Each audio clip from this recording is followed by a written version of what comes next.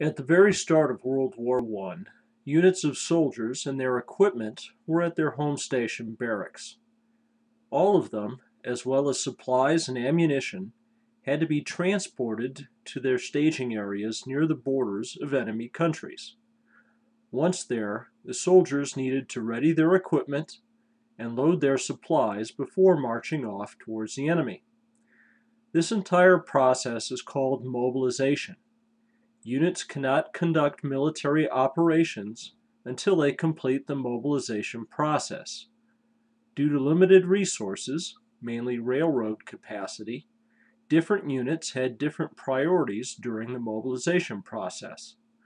As a result, high priority units finished mobilizing faster than lower priority units. In game turns, units cannot move and attack until they finish mobilization. When you set up the game, you place units on the map into the locations they complete mobilization in. And you can see many of the Russian units for the Tannenberg introductory game set up in their mobilization stations here.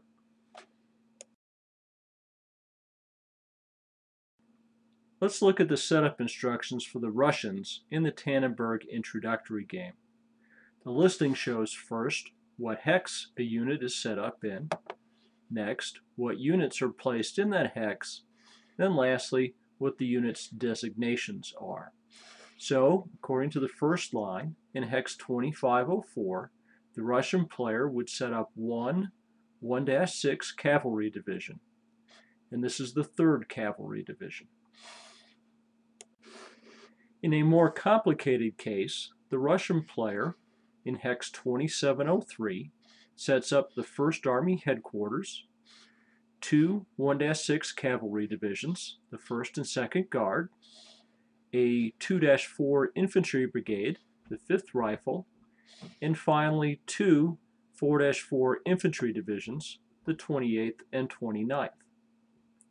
The 50 SP in parentheses next to the headquarter tells you that this headquarter starts the game with 50 supply points. So you also need to put the Russians' 1st Army headquarters supply track marker on the 0 spot, inverted to show its plus 50 side. In the game, the unit designations in the setup are provided for historical accuracy. I want to point out that they will have no impact on the play of the game.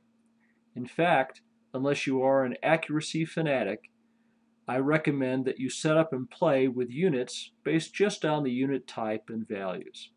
This will make setting up and playing the games faster and easier.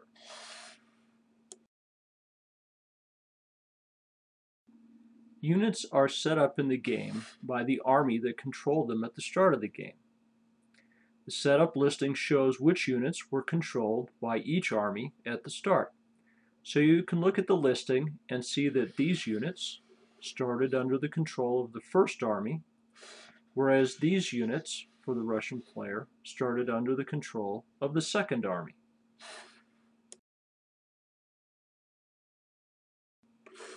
After the army listings, there are additional listings for fortresses and sometimes rail network information. Here's a listing of the Russian forts set up in the Tannenberg introductory game. The fort listing shows the fort's size, then its name, if one is assigned, and then the hex that the fortress is set up in.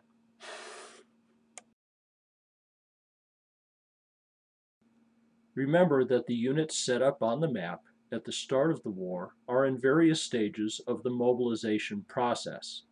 In games and scenarios dealing with the opening phases of the war, each player will have a mobilization schedule. This schedule is in the rule book right after the setup instructions. It shows which units complete the mobilization process each turn. Once a unit completes mobilization, it is free to move and conduct attacks. Until then, it cannot move or attack. However, should the enemy attack a unit that has not yet completed mobilization, the unit immediately completes the process and can counterattack and then move and conduct military operations. So, you shouldn't attack enemy units that haven't completed mobilization yet unless there is some huge benefit to you for doing so. Let's look at the mobilization schedule for the Tannenberg introductory game.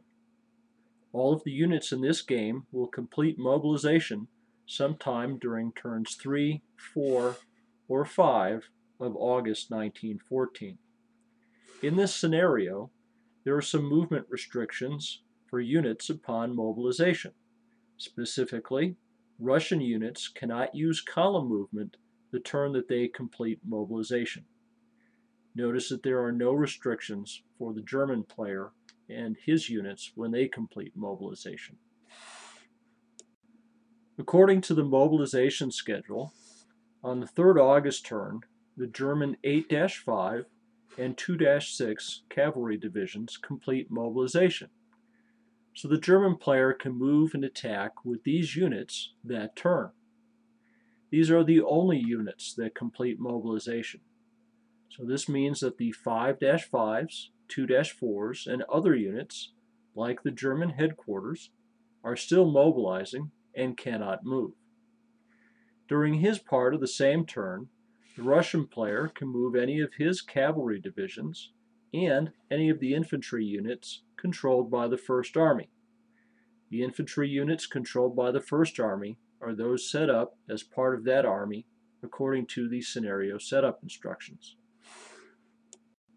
Looking at the setup instructions, you can see the listing for the Russian First Army includes all of the infantry units set up in hexes 2703, 2805, 2909, and 3007.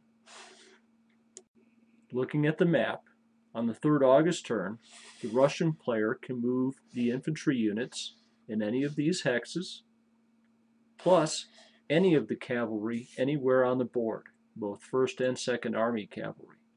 But remember, none of these units can use column movement that turn. On the next turn, the 4th turn of August, the German player can move all of his 5-5 infantry divisions, as well as the 8th Army headquarters. In the same turn, we have to look towards the top of the sheet here, the Russian player can then move any of the infantry units under the 2nd Army headquarters, as well as the 1st Army headquarters unit. Remember that players are always free to move any unit that has previously completed mobilization.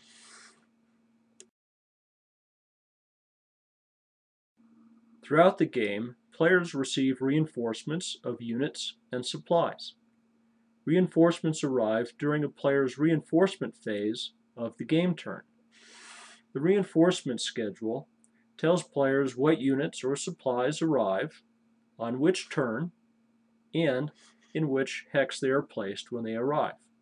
For example, on the 7th August turn, the Russian player receives a single 3-4 infantry division, the 79th Reserve Division, and this is placed in hex 2119.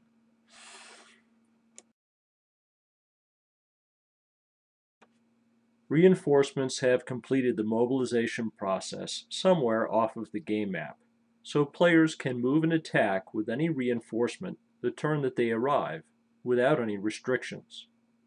Should the hex a reinforcement is to appear in be occupied by enemy units or be in an enemy zone of control, the reinforcement appears instead in the nearest hex containing a friendly rail line never previously occupied by the enemy nor currently in an enemy zone of control.